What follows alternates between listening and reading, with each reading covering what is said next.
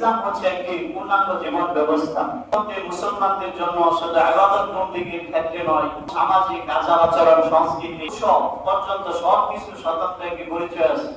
অমুসলিম তাদের ধর্মবিশ্বাস, উপাসনা, আচার অনুষ্ঠান কেন্দ্র করে বিভিন্ন উৎসব আমাদের সমাজে পালিত হয়।